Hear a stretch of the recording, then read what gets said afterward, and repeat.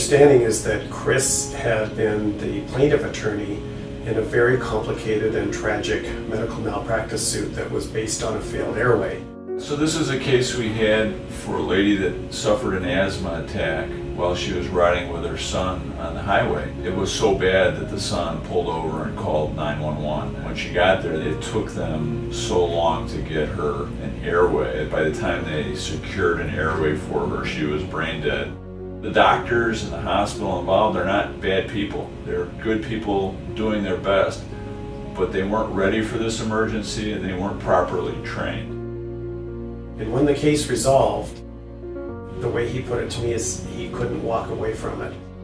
And it was just a tragic case. A tragic case which I thought didn't have to happen, and it didn't have to happen again.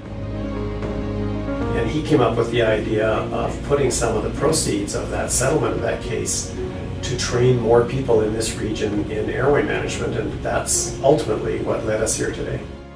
We were lucky enough to have Mr. Hurley and the Difficult Airway course come to us with this opportunity to present the material and to train our physicians in the techniques and principles of managing the difficult airways. When it gets to that point when the patient is so critical, you don't really have that much time to think, you have to act.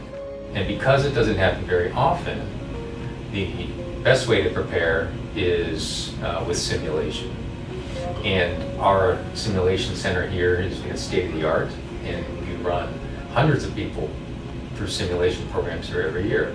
And we all teamed up, we figured out a way to make this a reality, and really excited that it's happening today. He had this crazy idea to turn this very negative event into something positive. My hope is that somebody's life gets saved someday because of you. So.